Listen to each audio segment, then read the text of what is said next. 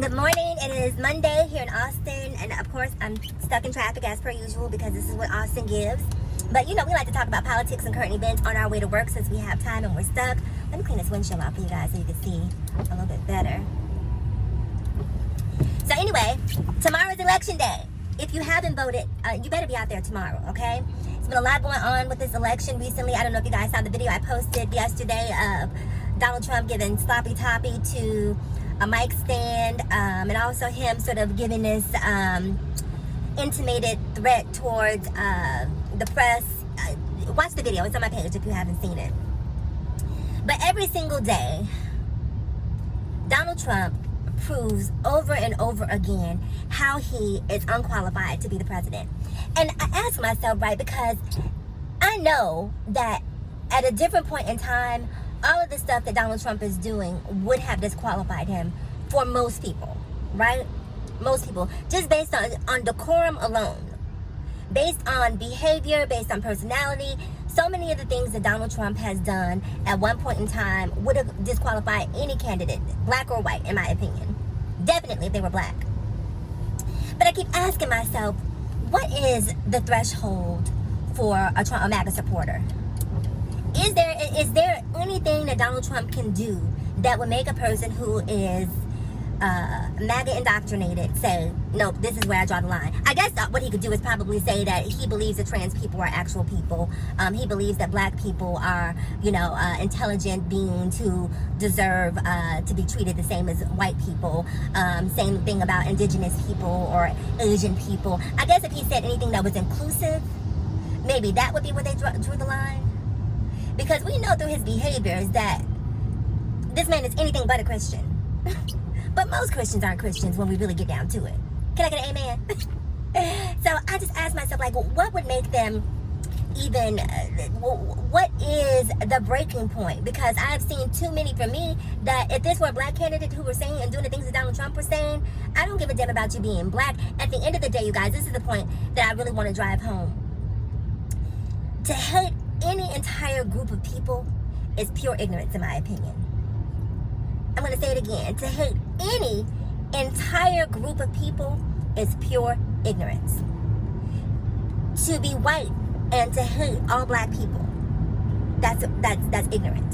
To be male and have this disdain for women, to be straight and believe that all LGBTQIA+ plus people are evil and damned to hell is pure ignorance.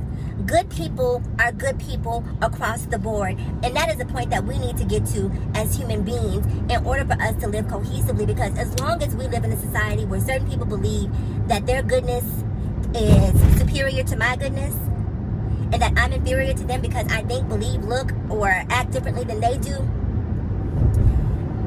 this is just going to be where we are on the continuum. And I say that because I watched this clip of Kamala at a barbershop talking to black men who we know that she's been having an issue with, at least according to the polls. And I also saw a clip of Donald Trump at a barbershop talking to black men. And when I tell you the polarity could not be any more polar, what is further than north and south? What is further than east and west? Like, I don't know. But complete and total opposites in terms of the way that they answer questions and interacted with the people. So in both instances, both candidates were asked about education, and Kamala talked about teachers, the importance of teachers, how black male teachers in particular only make up 1% of the teaching profession. She talked about how when black students interact with a black teacher, their chances of going to college are increased by 13%. She talked about pay for teachers. Like, she really made some really important points. It also talked about the policies that she wanted to implement in order to make teachers be paid what they should be paid, right? Now, you go over on the video and then you see Donald Trump, right? And Donald Trump is asked about the education system. He talks about getting rid of, basically the bureaucracy. He talks about kids going to school, boys and coming home girls. I mean, I'm just sitting there listening to this like, if anyone is listening to what Donald Trump is saying and nodding their head in agreement, what is wrong with you? You know damn well Nobody's child is going to school one gender and coming home another. Like, that is so outlandish, so preposterous. It just defies articulation. We know that that's not happening. Let me tell you why we know that that's not happening.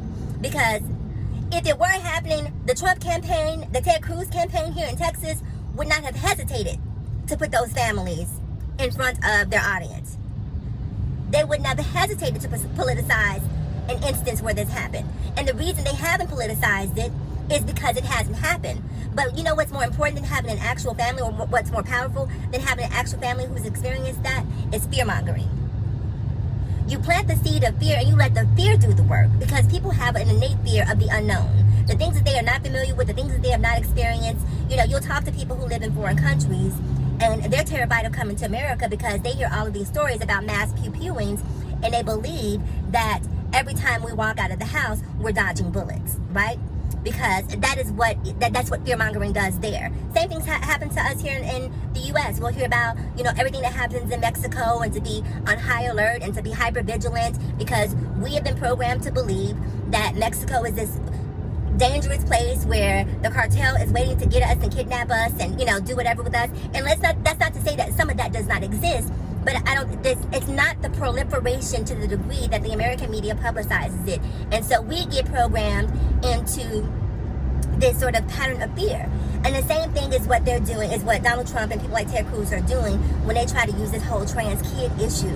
Because you know damn well no trans kid, no kid in general is going to school and transitioning at school and being sent back home.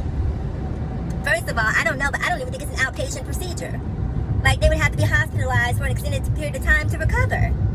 Like, it just defies logic and reason that this is what he said to these black men. And you hear so many black men who are in support of Trump. Now, I'm going to say the quiet part out loud today, you guys. And some people may not like it. But the reality is, I strongly feel a lot of the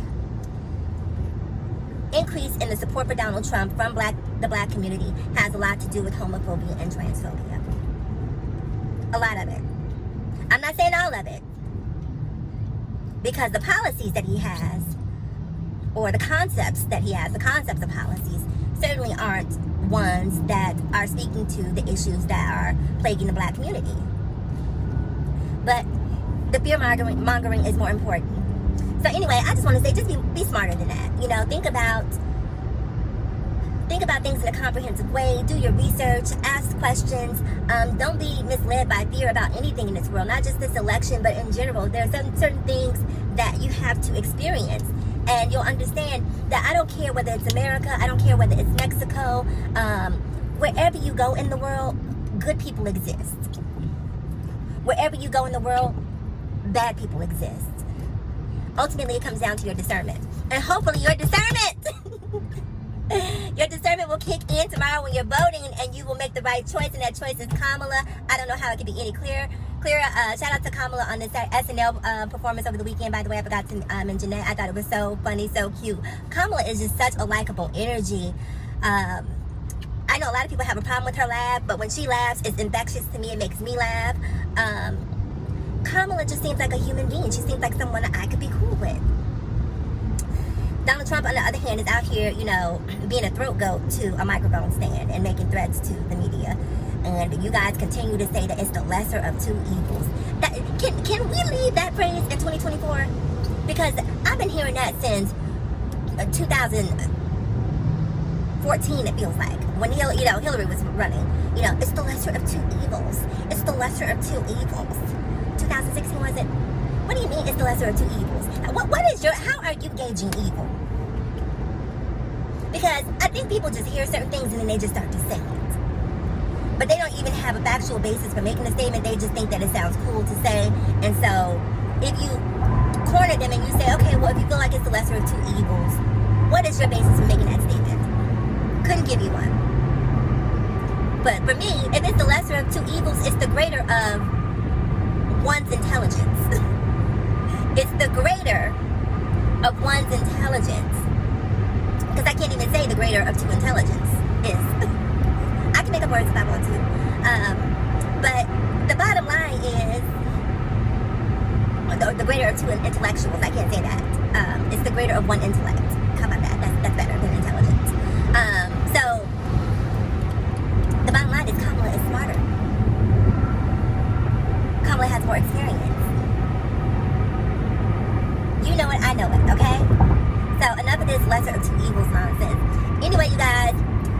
to focus on the road. I'm so happy. This is my new route to work because there's less traffic here. But I think I'm going to turn my camera back on. There's this bridge that I pass every day on the work, and there's this group of people above this bridge who have a vote for Kamala sign every day. And every day I pass, I make sure to go crazy on my horn because I appreciate these people standing out here and doing the work. So I'm going to try to get some footage of that as I go into work. But anyhow, make sure you vote. And again, take a friend and take a kin, okay? If you have a car, don't use your car to take just you, okay? Make a date out of it, right? You know, plan lunch, plan brunch around going to vote, having dinner, doing a watch party, making an event, you know, get you to go to Party City, get you some flags and Kamala masks, I don't know what, but make an event out of it. But just make sure that you go vote, and I will see you guys in tomorrow's video. And one final point, win, lose, or draw, whatever happens tomorrow, I know what I believe in my heart is going to happen. But whatever happens, find comfort in knowing that when you look at these rallies that have been happening across the country in support of Kamala, that we all know the good people, right?